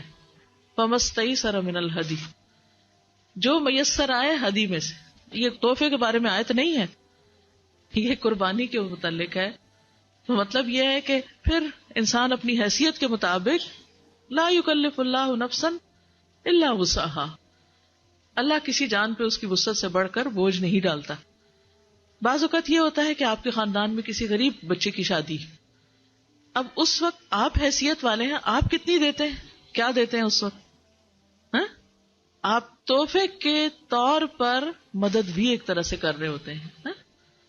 کیا اب آپ ایکسپیکٹ کریں کہ آپ کے بچے کی شادی ہے تو وہ آپ کو، جن کی آپ نے مدد کی نیت سے بھی کچھ تحفہ دیا تھا، وہ آپ کو اتنی دے؟ نہیں نا. انڈرسٹوڈ ہے. آپ انہیں ایکسپیکٹیشن نہیں رکھیں گے، اور ان کو بھی پتا ہے کہ آپ نے ان کو کس سینس میں دیا ہے اور انہیں کس سینس میں کتنا دینا ہے.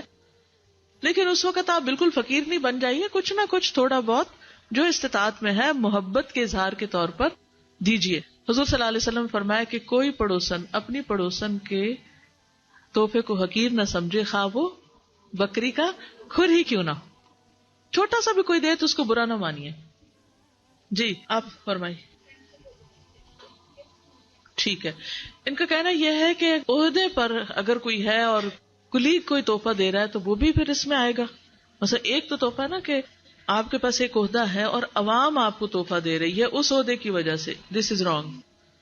لیکن آپ جس جگہ رہتے ہیں، جس جگہ لوگوں کے ساتھ آپ کا میل ملاپ ہوتا ہے، آپ جاب کر رہے ہیں، آپ جس آفس میں کام کرتے ہیں وہاں 10 لوگ ہیں، آپ کے 10 لوگوں کے ساتھ اچھے تعلق ہیں، لین دین جاری ہے، وہ آپ کو تحفہ دیتے ہیں. آپ بھی ان کو تحفہ دیتے ہیں, تھوڑے بہت اونچے نیچے عہدے ہو جاتے ہیں تو وہ پھر اس میں نہیں آئیں گے. ٹھیک ہے. اور پھر ایک اور بات یہ کہ پھر نیت کا جائزہ تو ہر موقع پر لینا پڑے گا. کیوں؟ کہ مقصد کیا ہے؟ صرف جاب کی وجہ سے نہیں, عام حالات میں بھی نیت کا جائزہ لیجئے. کیونکہ عام جو ہمارے تعلقات ہیں بہن بھائیوں کے ساتھ, ایون رشتہ داروں کے ساتھ, دوستوں کے ساتھ, اس میں بھی ضرور اندر کی کور آف ہارٹ کو جا کے اپنے ٹچ کیجئے اور دیکھیے کہ کیوں دے رہا ہوں, کیا مقصد ہے. کیونکہ قرآن مجید میں اللہ تعالیٰ فرماتے ہیں وَلَا تَمْنُن تَسْتَكْثِرْ, کسی پہ احسان اس لیے نہ کرو کہ تم زیادہ حاصل کر سکو. کیا آپ کو پتا ہے کہ فلاں کے پاس بہت ہے تو چلو تھوڑا سا اسے دیں تاکہ زیادہ ملے؟ نہیں, یہ نیت نہیں ہونی چاہیے. پیورلی محبت کے اظہار کے طور پر. اگر دل میں شیطان خیال ڈالے بھی تو بھی کہ نہیں, میرا مقصد اللہ کی رضا حاصل کرنا, تعلقات اچھے رکھنا, محبت بڑھانا ہے, میرا مقصد اس کا مال بٹورنا نہیں ہے. جی جی, ان کا سوال یہ ہے کہ اسلامک بکس کیا تحفے میں دینی چاہیے جب آپ کو پتا ہو کہ وہ شخص نہیں پڑھے گا؟ پہلی بات تو یہ ہے کہ بعض لوگ دیکھنے میں ایسے لگتے ہیں کہ یہ نہیں پڑھیں گے, وہ ہماری غلط فہمی بھی ہو سکتی, لیکن وہ واقعی پڑھیں گے. تو پہلے سے ہمیں ججمنٹل نہیں ہونا. ٹھیک ہے, اگر آپ کہیں نہیں مجھے پکا پتا کہ وہ نفرت کرتے ہیں ایسی کتابوں سے یا کچھ بھی, تو اس موقع پر آپ کیا کر سکتے ہیں کہ تب بھی آپ کے اوپر لازم آتا ہے کہ آپ میسج کنوے کریں کسی نہ کسی طرح سے. اب آپ کوئی اور چیز لیں جو ان کی پسند کی ہو.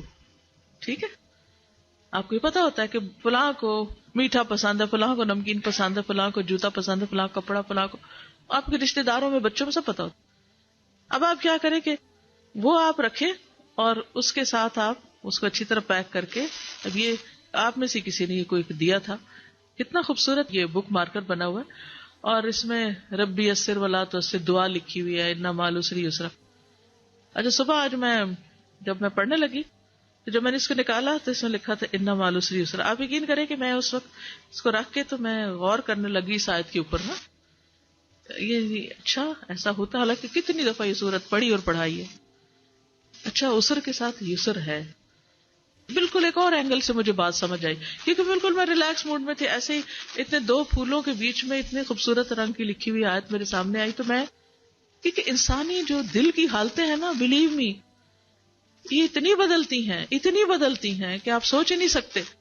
آپ جس کو آج کہہ رہے ہیں یہ نہیں پڑھنے والا, ہو سکتا ہے جس وقت اس کے پاس کوئی ایسی چیز جائے اس کے دل کی حالت کیسے بدل جائے.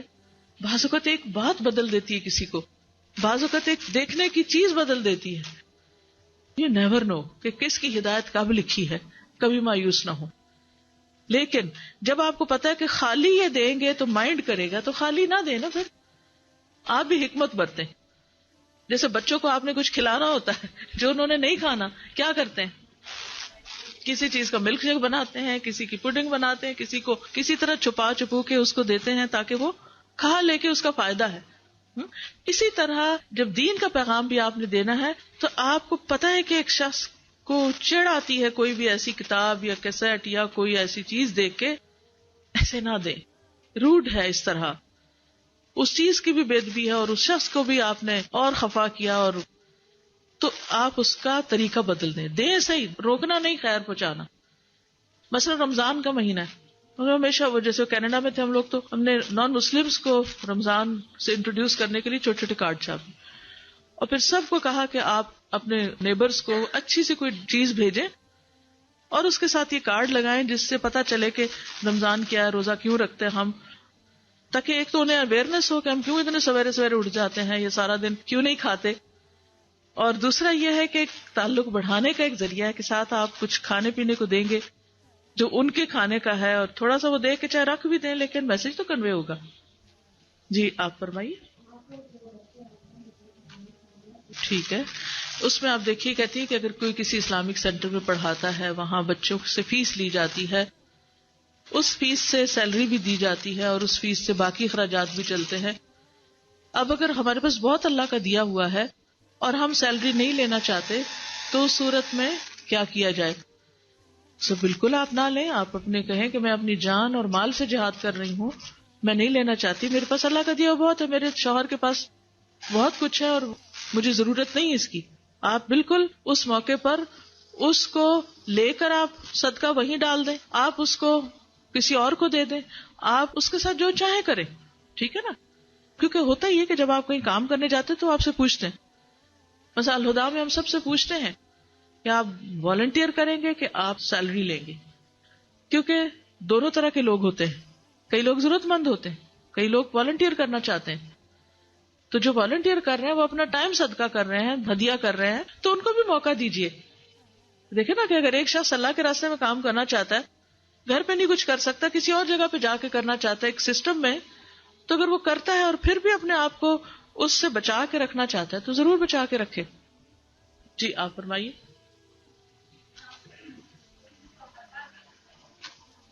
ٹھیک ہے, دیکھیے اس فیس سے مطلب یہ ہے کہ فگر طے نہ کریں. جب وہ کہے کہ جی آپ کتنے لیں گے تو آپ کو جو آپ مناسب سمجھیں, لیکن فگر کی شرط نہ لگائیں. ٹھیک ہے, جی آپ فرمائیے.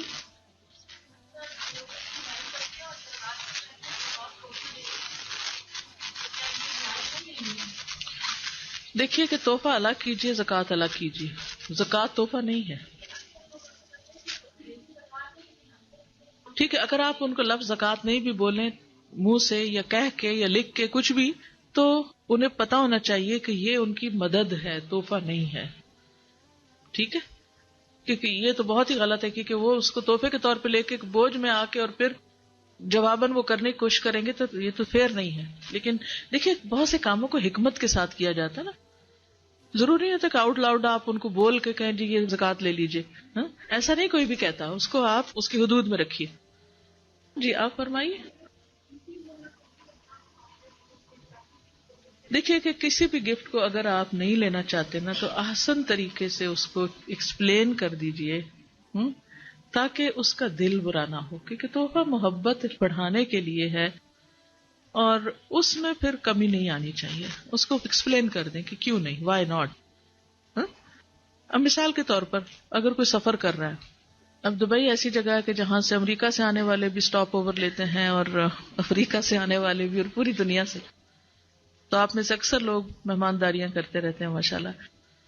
اب وہ مہمان آ رہے ہیں, آپ ان کی مہمانداری کر رہے ہیں, جب وہ جا رہے ہیں آپ ان کو تحفہ دے رہے ہیں. ٹھیک, اب انہوں نے جانا ہے آگے, پاکستان جانا ہے, انڈیا جانا ہے, کہیں اور جانا ہے. اب آپ ان کو تحفہ دے رہے ہیں 5 من وزنی, تو یہ ایک بہت ہی غیر حکیمانہ بات ہوگی. وہ نہ ساتھ لے جا سکتے ہیں, نہ پھینک سکتے ہیں, نہ رکھ سکتے ہیں. اگر وہ آپ کو کہتے ہیں بھئی یہ اٹھا نہیں سکتے تو اس کو آپ مائنڈ نہ کریں. پہلے تو آپ کو عقل مندی سے کام لینا چاہیے کہ آپ ان کے بوجھ کو نہ بڑھائیں. تو اب اگر وہ کہیں کہ یہ وہاں سے آپ کے گھر سے اٹھا لیں, باہر جا کے رکھ دیں, تو یہ بھی زیادتی ہے. ہمیں دوسروں کے ساتھ ہمیشہ معاملہ کرتے وقت یہ سوچنا چاہیے کہ میں کیا چاہوں گی کہ میرے ساتھ کیا معاملہ کیا جائے. سارے فیصلے صحیح ہوں گے.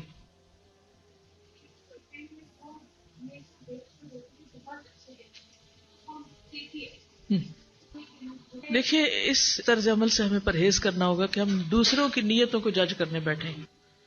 یہ بہت ہی غلط بات ہے کہ کوئی کسی کے ساتھ اچھا کر رہا ہے تو آپ اس کی نیت پہ شک شروع کر دیں کہ وہ شو آف کے لیے کر رہا ہے. آپ کو کیا پتا کہ وہ کس لیے کر رہا ہے, اس کا معاملہ اللہ کے ساتھ ہے.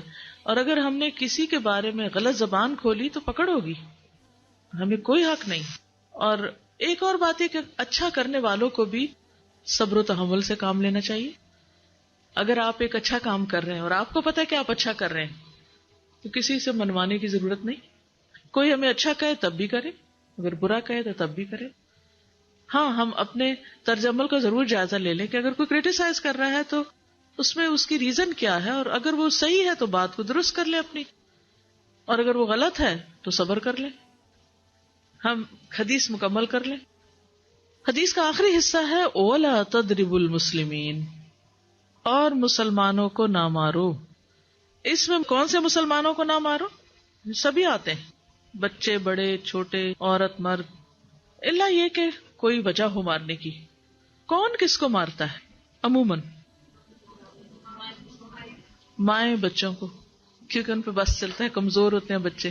شوہر بیویوں کو, اور استاد شاگردوں کو, اور بڑے بہن بھائی چھوٹے بہن بھائی، چھوٹے بھی مار لیتے ہیں بڑوں کو. بعض لوگ نوکروں کو بھی مارتے ہیں، بعض لوگ بے وجہ ہی مارتے ہیں. کلنگ ہو رہی ہے، جان سے مار ڈالتے ہیں. ویسے مارنا تو کیا. تو عمومی حکم ہے لا تضربوا المسلمین، مسلمانوں کو نہ مارو. جان سے مارنا تو ایک الگ ایشو ہے، اس کو تو یہاں میں نہیں ٹچ کر رہی، لیکن بے وجہ کسی کے اوپر ہاتھ اٹھانا، اس کو منہ پہ مارنا یا جسم پہ مارنا یا ڈنڈا اٹھانا یا کسی پتھر سے مارنا، کسی بھی چیز سے منع ہے. خصوصاً شوہر کا بیوی کو مارنا یا عورتوں کو مارنا. ایاس بن عبداللہ سے روایت ہے کہ رسول اللہ صلی اللہ علیہ وسلم نے فرمایا اللہ کی بندیوں کو نہ مارو. قرآن مجید میں ایک آیت ہے نا وَاضْرِبُوهُنَّ، ہر شخص اٹھا کے لے آتا ہے یہ دیکھیے یہ لکھا ہوا ہے کہ عورتوں کو مارو. تو آپ بھی ڈر جاتے ہیں ہائے قرآن میں لکھا ہے تو اب پتہ نہیں کیا جواب دوں اس کا. دیکھیے قرآن میں ایک کانٹیکسٹ میں حکم آیا ہے، اس کی امپلیمنٹیشن کیسے ہوگی اس کی الگ اپنی ڈیٹیلز ہیں. وہ ڈیٹیلز آپ کو پتہ ہونی چاہیے کہ کن حالات میں مارا جا سکتا ہے، کتنا مارا جا سکتا ہے، کون مار سکتا ہے. وہ ایکسیپشنل کیس ہے، لیکن عمومی طور پر کیا ہے کہ مارنے سے منع کیا گیا ہے. رسول اللہ صلی اللہ علیہ وسلم نے فرمایا لا تضربوا اماء اللہ، اللہ کی بندیوں کو نہ مارو. اتنے میں حضرت عمر حضور صلی اللہ علیہ وسلم کے پاس آئے اور کہا کہ عورتیں اپنے شوہروں پہ دلیر ہو گئی ہیں. تو آپ نے کچھ رخصت دے دی. تو بہت سی عورتیں نبی صلی اللہ علیہ وسلم کے پاس آ گئیں اور شوہروں کی شکایت کرنے لگی کہ ہمارے شوہر ہمیں مارتے ہیں. تو آپ صلی اللہ علیہ وسلم نے فرمایا آل محمد کے پاس بہت سی عورتیں اپنے شوہروں کی شکایت کرتی ہیں، اور فرمایا لن یضرب خیارکم، خیار چنے ہوئے اچھے مرد اپنی بیوی کو کبھی نہیں مار سکتے. یعنی شوہر کو ایک انسینٹو دیا کہ نہیں مارو. کس ڈھنگ پہ تربیت کی. اب دیکھیں نا کنفیوژن ایک ہو گئی. آپ صلی اللہ علیہ وسلم نے ایک حکم دیا، حضرت عمر ایک بات لے کر آ گئے، یعنی مرد اپنے حقوق کی بات کرتے ہیں، وہ اپنی بات لے کے آ گئے، ادھر سے عورتیں اپنا شکایت لے کر آ گئی. اب آپ فیصلہ کیسے کریں؟ آپ کہتے ہیں یہ نہ کرو، وہ کہتے ہیں ہمیں یہ مسئلہ ہے، آپ کہتے ہیں اچھا چلو ٹھیک ہے تم اپنا مسئلہ حل کر لو، تو دوسرا آ جاتا ہے کہ دیکھیں میرا مسئلہ ہو گیا. اب تو اس پر آپ نے بہت خوبصورت انداز میں فرمایا کہ تم میں سے اچھے لوگ کبھی نہیں ماریں گے. اس طرح اس مارنے کی روک تھام کی گئی، کیونکہ بہت سی چیزیں صرف قانونی اعتبار سے نہیں روکی جا سکتی. کئی ملکوں میں قانون ہے کہ نہیں مار سکتے، ہے نا قانون حقوق نسواں یا ویمنز رائٹس کے طور پر، لیکن کیا ہوتا ہے وہاں رک گئی ہے بیٹرنگ اور بیٹنگ، منع ہو گئی. سب روز کے آئے دن کے کیسز ہیں، تو قانون نہیں روک سکتا. ٹھیک ہے کچھ نہ کچھ بندش ہو جاتی ہے یا لوگ کھلے عام نہیں وہ کام کرتے، لیکن اس کے باوجود کیا جاتا ہے. اب اس کے لیے مردوں کو سمجھانے کی ضرورت ہے، اور مردوں کے اندر ایک انانیت ہوتی، ان کی اپنی ایک نفسیات ہوتی. ان کو جب آپ ڈی گریڈ کرتے ہیں، ذلیل کرتے ہیں، تو اور مصیبت میں پڑتے ہیں. یہ یاد رکھیے، بدتمیزی کریں گے، بد اخلاقی کریں گے تو اور مشکل میں پڑیں گے. اگر چاپلوسی کریں گے، دلداری کریں گے، اپریشیٹ کریں گے تو نتیجہ بہتر ہوگا. ٹھیک ہے، پھر بھی ہر شخص فرق ہوتا ہے. وہ کہتے ہیں نا پھول کی پتی سے کٹ سکتا ہے ہیرے کا جگر، مرد نازاں پر کلام نرم و نازک بے اثر. مرد نازاں کون ہے؟ جو ناز کرنے والے، متکبر اور اپنے آپ کو بڑی چیز سمجھتے ہیں، ان پہ کوئی چیز اثر نہیں کرتی. ٹھیک، لیکن یہ ایک فیکٹ ہے کہ سخت سے سخت ہیرا جو ہے وہ پتھر میں سخت ترین چیز ہے. پھول کی پتی کیا ہے؟ کتنی نرم چیز ہے کہ پھول کی پتی سے کٹ سکتا ہے ہیرے کا جگر. یعنی اتنے مؤثر ہے پھول کی پتی اپنی ملائمت، خوبصورتی، خوشبو کی وجہ سے کہ وہ بڑے بڑے پتھروں کو توڑ دے گی، لیکن وہ نہیں ٹوٹیں گے جو مرد نازاں ہیں. سمجھ آ گئی؟ تو کوئی بھی چیز جنرلائز نہیں آپ کر سکتے، مگر دس از اے فیکٹ. تو آپ صلی اللہ علیہ وسلم نے مردوں کی تعریف کی کہ جو نوبل ہیں، جو اچھے ہیں، وہ کبھی نہیں ماریں گے. اب آپ دیکھیے کہ ہر شخص کو ایک وہ مل گیا نا انسینٹیو اچھا ہونے کا، یہ ایک تربیت کا طریقہ تھا. تو انہوں نے اپنے ہاتھ ویسے ہی روک لیے ہوں گے کہ مردانگی کی شان کے خلاف ہے کہ بات پہ بیوی کو مارا جائے، اور یہی ایک طریقہ ہو کسی کی اصلاح کا. تو وہ رک گئے، روکنے کا طریقہ تھا. معاویہ کہتے ہیں بازی کہ میں نے نبی صلی اللہ علیہ وسلم سے عرض کیا یا رسول اللہ صلی اللہ علیہ وسلم ہم اپنی عورتوں کے کس حصے میں آئیں اور کس حصے کو چھوڑیں. یعنی شوہر بیوی کے تعلق کی بات ہو رہی. یہ بھی ایک بہت آج کے دور کا, ہر دور کا مسئلہ ہے, لیکن آج کے دور میں اور بھی گمبھیر ہوتا چلا جا رہا ہے بہت سی چیزوں سے ایکسپوز ہونے کی وجہ سے. تو کیا جائز حد ہے اور کیا نہیں ہے فزیکل ریلیشن شپ کے لیے, کس حصے کو استعمال کیا جا سکتا ہے کس کو نہیں, یہ سوال تھا. تو اس پر آپ صلی اللہ علیہ وسلم نے فرمایا تمہاری بیوی تمہارا کھیت ہے, تم اپنے کھیت میں جہاں سے چاہو آؤ. جہاں سے چاہو آؤ کا مطلب کیا ہے کہ جہاں سے کلٹیویشن ہو سکتی, یعنی کہ کھیت کے تعلق سے کیا بتایا, نساؤکم حرث لکم فأتوا حرثکم انا شئتم. انا شئتم کا مطلب انا جو ہے ظرف زمان و مکان دونوں کے لیے آتا ہے کہ جانے کا کوئی خاص وقت مقرر نہیں کہ یہ دن ہے یا رات ہے, ایسی کوئی پابندی شریعت نے نہیں رکھی. اور اسی طرح جب کھیت کہہ کے بیوی کو بتایا گیا تو اس میں اس کی یعنی کہ اس کی قدر و قیمت اور اس کی حفاظت اور اس کی سرسبزی اور خوشحالی اور وہ ساری چیزیں اپنی جگہ ہیں. پلس یہ بہت ہی حکمت کی بات ہے کہ کھیت میں کچھ اگ جب ہی سکتا ہے جب اس میں بیج ڈالا جائے. تو اب شوہر بیوی کے ساتھ کیسا تعلق قائم کرے کہ اولاد پیدا ہو سکے. وہ اورل سیکس سے تو نہیں ہو سکتا, وہ اینل سیکس سے بھی نہیں ہو سکتا. obviously understood ہے کہ انا کا مطلب یہاں کیا ہے, ٹھیک ہے نا. یعنی یہ وہ باتیں کہ جن کو بہت لفظوں کو کھول کھول کے نہیں بولا جا سکتا, لیکن اٹس انڈرسٹوڈ. تو آپ نے کہا جہاں سے چاہو, یعنی کوئی رکاوٹ نہیں, ممانعت نہیں. اس کا یہ مطلب نہیں کہ ناجائز حدود پھلانگ کے کہو کہ اس کی بھی ممانعت نہیں. البتہ جب تم کھاؤ تو اسے کھلاؤ, یعنی کہ شوہر خود آؤٹنگ ڈائننگ کے لیے چلا جائے اور بیوی کو کہے کہ بس گھر میں ہی پکا لو اپنے لیے اور کھا لو, خود صرف دوستوں کے ساتھ رہے. دس از ناٹ رائٹ. بیوی کو بھی لے کے جائے اور ساس بھی بہو کو جانے دے. جب تم کھاؤ تو اسے بھی کھلاؤ, جب پہناؤ تو اسے بھی پہناؤ. کا مطلب یہ ہے کہ عید آئی ہے, اپنے لیے سوٹ لے رہے ہو تو بیوی کو بھی کچھ لے کے دو. یہ ہے ایکوالٹی ایک طرح سے. اس کے چہرے پہ نہ مارو, اسے گالیاں مت دو, ابیوز نہیں کر سکتے. اور اسے قطع تعلقی اگر کرو, یعنی ویسے تو نہ کرو, لیکن اگر کرو تو گھر کی حد تک رکھو. کک آؤٹ نہیں کرو اس کو, گھر سے باہر نہیں پھینکو, گھر سے نہیں نکالو. کیونکہ بعض شوہر کہتے ہیں نا, فون پہ کہہ دیتے ہیں گھر چلی جاؤ ماں باپ کے, میں تب گھر میں داخل ہوں گا, آؤں گا ہی نہیں. یہ غلط ہے, ایسے نہیں کرنا چاہیے. اور یہ کیسے مناسب, یہ کیسے ہو سکتا ہے کہ تم اس کے ساتھ یہ سلوک کرو جبکہ تم ایک دوسرے کے پاس حلال طریقے سے آتے ہو. یعنی تمہارا ایک جائز تعلق ہے اور پھر تم اس تعلق کو اس طرح خراب کرو. تو بیوی کو مارنے سے متعلق جو قرآن اور حدیث کی روشنی میں جو حکم ہے وہ سامنے. پھر اسی طرح غلام کو مارنے کی ممانعت ہے, نوکر کو, غلام کو, اس کو بھی نہیں مارنا چاہیے.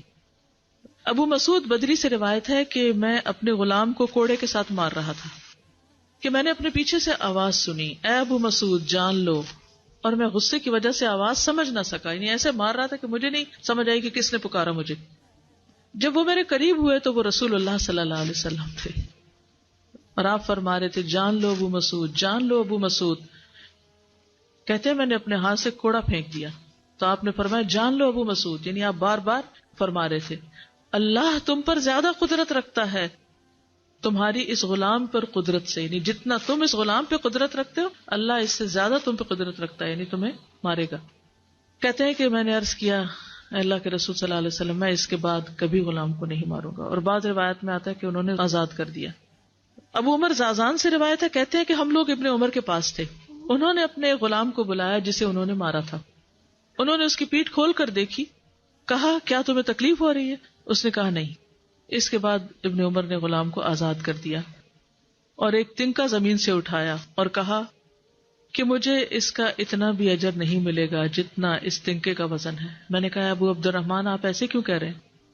انہوں نے کہا کہ میں نے رسول اللہ صلی اللہ علیہ وسلم کو فرماتے ہوئے سنا جو شخص اپنے غلام کو بے قصور یعنی حد شرعی کے علاوہ مارے یا اس کے چہرے پہ تمانچہ مارے تو اس کا کفارہ ہی کہ اسے آزاد کر دی. کفارہ ہے, اس آزادی کا ثواب کوئی نہیں تنکے برابر بھی. یعنی بعض اوقات تم سمجھتے ہیں بڑی نیکی کی, لیکن اس میں تو چھوٹ بھی جائیں تو وہ بھی بہت بڑی بات ہے. صحابہ کرام جو تھے وہ خاص طور پر اس سے محتاط رہتے اور غلاموں سے درگزر کرتے تھے. ابو لیلہ کہتے ہیں کہ سلمان رضی اللہ عنہ نکلے، وہ اپنی سواری کو چارہ کھلاتے تھے تو وہ ہودے سے گرتا رہتا. ہودہ کیا کہتے ہیں؟ وہ چیز، محمل، باسکٹ کہہ لیں، جس میں اس کا چارہ رکھ کے دیا جاتا. اس پر انہوں نے اپنے خادم سے کہا اگر مجھے قصاص کا خوف نہ ہوتا تو میں تمہاری پٹائی کرتا کہ تم نے ایسی چیز کیوں جانور کے آگے رکھی. تو مطلب یہ کہ اگر میں تمہیں ماروں گا تو مجھے بھی مار پڑے گی، اس لیے میں تمہیں مار نہیں رہا، ورنہ جو حرکت تم نے کی ہے اس میں تمہیں مار پڑنی چاہیے. نماز پڑھنے والے غلام کو نہ مارنا. ابو امامہ سے روایت ہے کہ رسول اللہ صلی اللہ علیہ وسلم خیبر سے واپس آئے تو آپ کے پاس 2 غلام تھے. حضرت علی رضی اللہ عنہ نے کہا اے اللہ کے رسول صلی اللہ علیہ وسلم ہمیں بھی ایک غلام دے دیں. آپ نے فرمایا جو چاہتے ہو لے لو. انہوں نے کہا آپ میرے لیے پسند کریں. اس سے انداز ہوتا ہے نا کہ ریلیشن شپ داماد اور سسر کا کیسا تھا. آپ صلی اللہ علیہ وسلم نے فرمایا یہ لے لو، اس کو مارنا نہیں، کیونکہ میں نے خیبر سے واپس آتے ہوئے اسے نماز پڑھتے دیکھا ہے اور مجھے نمازیوں کو مارنے سے منع کیا گیا ہے. آپ صلی اللہ علیہ وسلم نے دوسرا غلام ابو ذر کو دے دیا اور اس کے ساتھ خیر و بھلائی اور حسن سلوک کرنے کا حکم دیا. پھر ایک دن پوچھا ابو ذر میں نے جو تمہیں غلام دیا تھا اس کا کیا حال ہے؟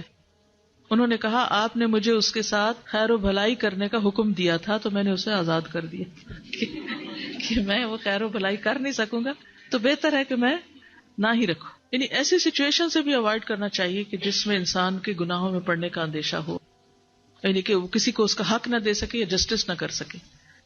ابو ہریرہ سے روایت ہے کہ رسول اللہ صلی اللہ علیہ وسلم نے فرمایا غلام تمہارا بھائی ہے، سو وہ جب تمہارے لیے کھانا بنائے تو اسے پاس بٹھا لیا کرو، یعنی اسے بھی کھانے کو دو.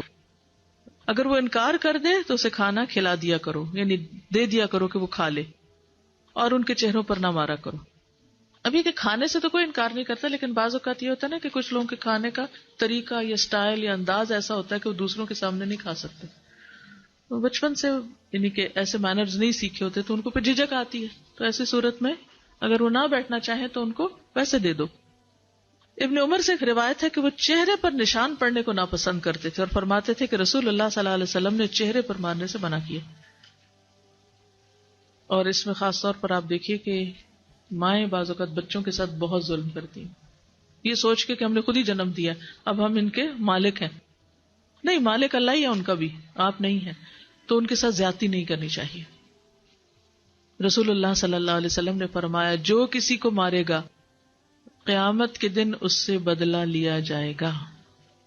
اب تک جتنا بچوں کو مار چکے ہیں سوچئے ذرا، کیوں مارا، کس وجہ سے مارا، اور کیا چہرے پہ مارا، اس پر استغفار کریں، کیونکہ چہرے پہ مارنے سے منع کیا گیا ہے. اور آئندہ کے لیے رک جائیں اس سے. اور چھوٹی سی بات پر معصوموں کی چمڑی نہ ادھیڑیں، بال نہیں کھینچے، کیونکہ یہ جسمانی طور پر بگاڑنے والی بات ہے.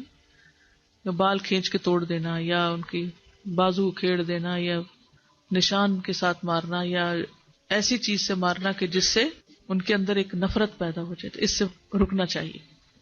وہ جو ابو مسعود جو مار رہے تھے نا اپنے غلام کو، تو دوسری روایت میں آتا ہے کہ آپ صلی اللہ علیہ وسلم نے ان سے کہا تھا کہ اگر تم ایسا نہ کرتے، یعنی کوڑا نہ پھینکتے اور اس کو آزاد نہ کرتے تو جہنم کی آگ تمہیں جلا دیتی. آپ نے ان کے سامنے ان کو فرمایا. عمار بن یاسر سے روایت ہے کہ اگر کوئی شخص اپنے غلام کو ظلماً مار پیٹ کرے تو قیامت کے دن اس وجہ سے اسے بیڑیاں پہنائی جائیں. جیسے مجرموں کو بیڑیاں نہیں پہنائی جاتی، تو بھی ایک طرح سے مجرم کی حیثیت سے حاضر ہوگا کیونکہ ظالم تھا. تو ظلم جو ہے وہ قیامت کے دن اندھیروں کا باعث ہوگا. تو انسان کو ظلم سے پرہیز کرنا چاہیے. جی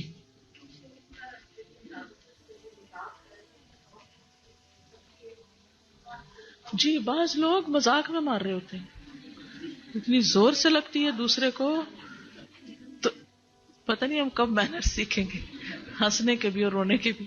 جی آپ سوال کیجیے. غلاموں یا بچوں کی تربیت کے لیے ان کو تھوڑا بہت ہاتھ اٹھا سکتے ہیں، جیسے کہ حدیث میں آتا ہے کہ ادب کا کوڑا اٹھائے رکھو. مینر سکھانے کے لیے فرم ہو سکتے ہیں، لیکن چہرے پہ نہ مارے، ایسے ہاتھ یا کان نہ مروڑیں کہ ان کو کوئی فزیکل ایب نارملٹی ہو جائے. اللہ تعالیٰ سے دعا ہے کہ اللہ تعالیٰ ہمیں عمل کی توفیق عطا فرمائے. وآخر دعوانا ان الحمد للہ رب العالمین.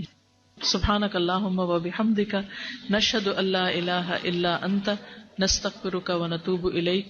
السلام علیکم و رحمۃ اللہ وبرکاتہ. ویڈیو کے نیچے سبسکرائب کے بٹن پہ کلک کریں، بیل کے آئیکن پہ کلک کیجیے تاکہ ہر نئی ویڈیو کی نوٹیفیکیشن